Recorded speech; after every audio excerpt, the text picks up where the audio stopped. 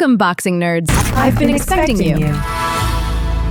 Welcome back to Boxing Ego's First Look, the Tale of the Tape series where I break down the biggest fights in the boxing game before anybody else. Today, we're diving into a historic showdown in recent memory.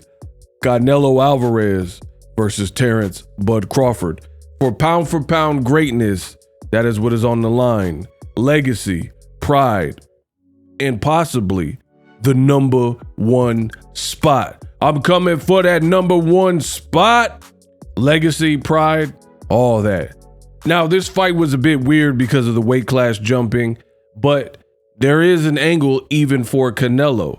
For Canelo, it is almost a shot, a chance at redemption from the Floyd Mayweather fight. Yes, in 2013, Canelo Alvarez faced none other than Floyd Mayweather Jr., and it was a master class boxing clinic put on by Floyd Mayweather.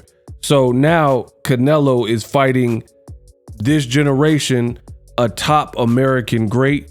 So he almost has an opportunity here to right his wrong if he can beat Terence Bud Crawford, who happens to be undefeated, just like Floyd Mayweather, and he's highly respected in the game of boxing for his ability, even though he doesn't fight like Floyd. For Terence Crawford, it is the chance to do the unthinkable, conquer a 4th division, defeat the sport's biggest name, the face of boxing, and also submit his case as one of the greatest fighters of this era in terms of accolades, accomplishments. So that's why the stakes are high for different reasons. Yes, Canelo is fighting a smaller person, but there are a lot of people who believe Terence Crawford has what it takes to beat Canelo Alvarez. Now let's take a look at the matchup and some of the strengths of each fighter. Canelo's strengths. He has experience at 168 pounds. Canelo is undisputed, 2x undisputed, so he's fought the best at the weight minus David Benavidez when he was there, and his power carries up. His chin is also held up against much bigger guys and huge punchers. Canelo also has a vicious body attack. Canelo's left hook to the body has folded people in half, and now he's fighting a naturally smaller Terence Crawford, so that could be a key to victory. He definitely would want to, if you have a guy who's moving up in weight, such as the case for Terence Crawford, you want to attack the body. Now, Crawford is very crafty, but Canelo, an underrated tool for Canelo Alvarez, is his defense and his upper body movement. Sometimes, even if you hit him, he's rolling with the shot to take some steam off of it. So rolling, slipping, making his opponents miss, and he's a good counter puncher, so he could make you pay. And experience. Canelo by far has a much greater and better resume than Terence Crawford, which means he has the big fight mentality and a ton of big fight experience. Canelo, since a very young age, has thrived in the spotlight, and he's headlined in front of 70,000 fans, big Vegas raucous crowds. He's been the underdog in a couple fights. He's been the crowd favorite. So Canelo has proven, even when he was young, that he can handle the pressure, and the big moments do not rattle him.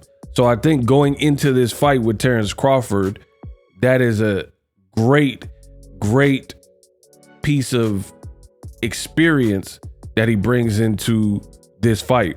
If Canelo, you'll want payday.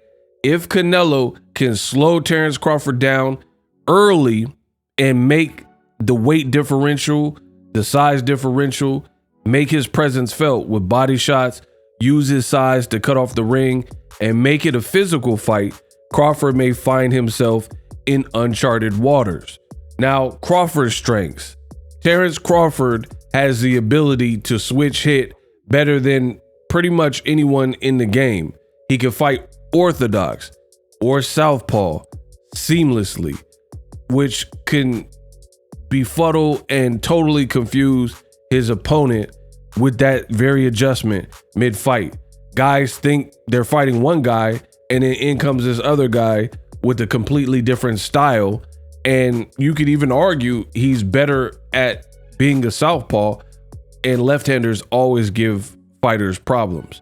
So that is a big strength for Terence Crawford. Also, he has accuracy and timing. Crawford doesn't necessarily need a bunch of volume because he has accuracy, pinpoint accuracy, which means he lands the right shot at the right time. And that's how he caught Errol Spence off guard. That's how he ended up stopping Jose Benavidez in the 12th round.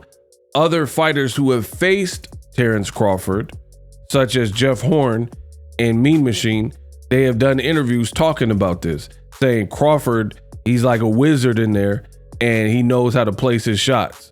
So ring IQ. Crawford downloads the information in early rounds and usually finishes strong. Fights like Thomas Delorme, fights like Sean Porter, Kell Brook. Slow start. Didn't necessarily start fast. I thought he was losing the first 5 rounds or so versus Delorme. But when he turns up, he really turns up. And he usually stops the elite fighters once he figures them out. And it's the Crawford show. So Crawford is one of boxing's best finishers. And he has ring IQ where he sees what you're about and he usually turns it up. And he has an insane willingness to win and a desire to win that is unmatched and something you really can't teach. Finally, Terence Crawford has very good speed and angles. Crawford has footwork and hand speed, and the collective has the ability to trouble a slow plodding, I call it cement feet. That's what Canelo Alvarez has. So Canelo does not have fast feet. He has fast hands, but he doesn't have fast feet to match it necessarily. So Canelo can struggle with movers. So Crawford being the smaller guy and in the lighter division showing that speed and angles, he could give Canelo a ton of problems by beating him to the spot and getting to the punch much quicker. So the $1 million question is, if Terence Crawford can handle Canelo's power at this new size, dictate the pace with the jab, and create movement along with standing his ground, he can create a lot of openings by switch hitting and just totally. Canelo has gotten lazy in the last several years. I really believe that. He's gotten lazy. So Canelo's gonna have to wind back the clock, so to speak, and put on more of a vintage performance. He can't do what he's been doing in fights with Berlanga, fights with Dimitri Bivol, where he's looking to load up and he's trying to load up his shots. That would be very bad for Canelo to fight Crawford and fight in a one-dimensional way.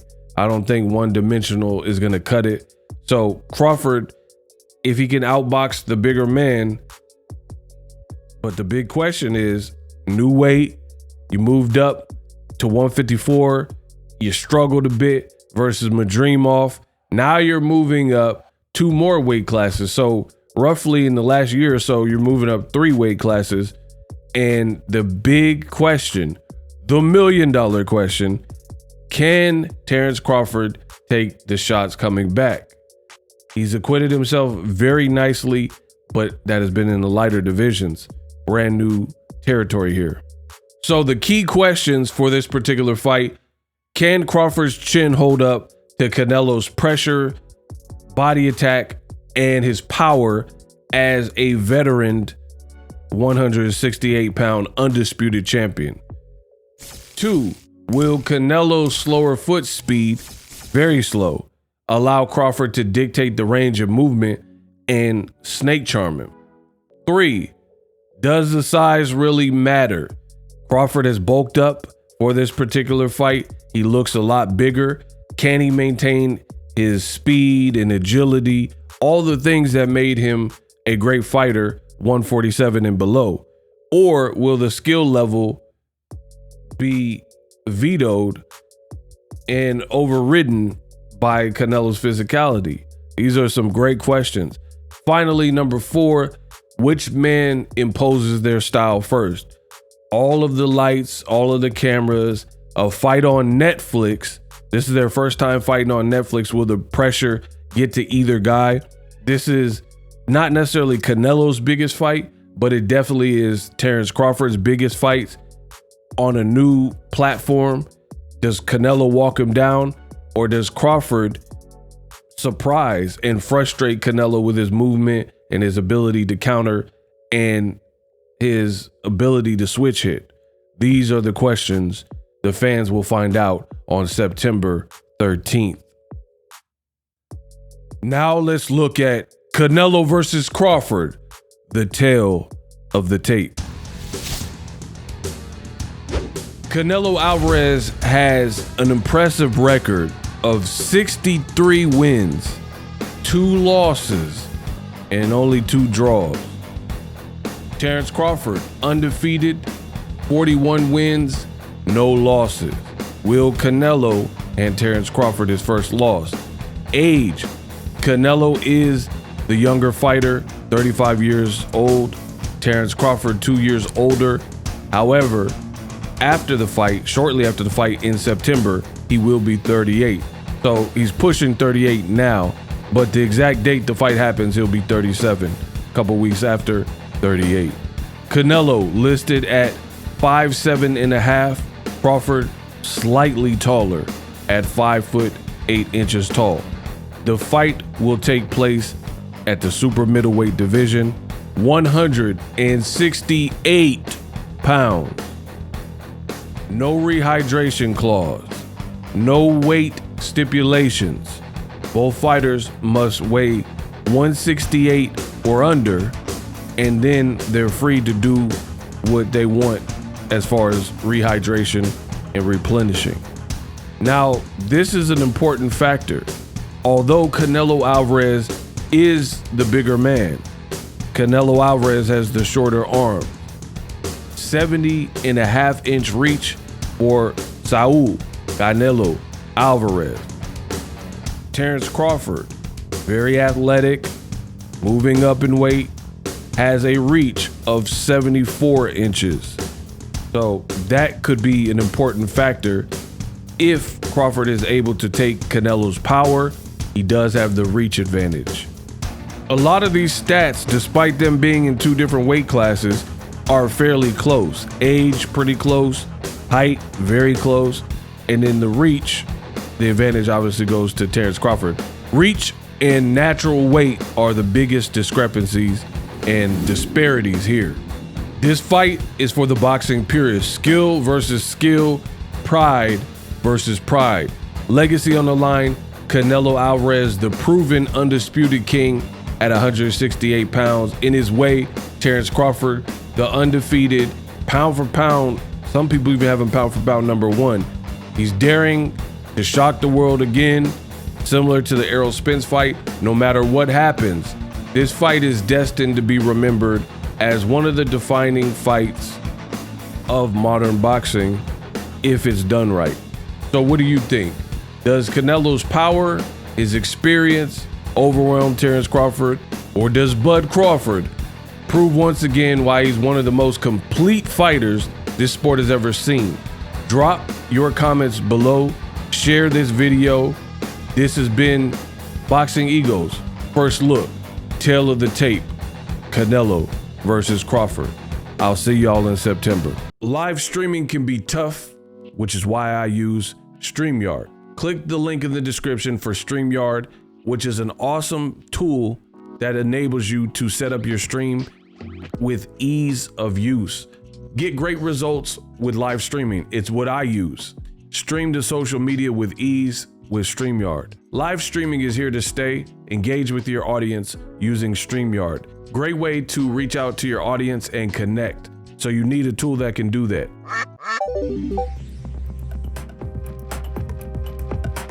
If you're new to YouTube and you're struggling to get views, one tool I can provide to you is TubeBuddy. I've been on YouTube over 10 years. I use TubeBuddy daily to crank out videos just like this one that you're watching. Learn how the pros do it with TubeBuddy. YouTube receives a lot of traffic, which also means a lot of creators, a lot of people putting out content. So you need to learn the ropes so you know how to separate yourself, especially if you're new, but even if you're a pro, use TubeBuddy. The link is in the description. Get more views, more subscribers, and a higher click-through rate, so ultimately you can realize all of your online goals. Use my affiliate link in the description and grow your channel fast.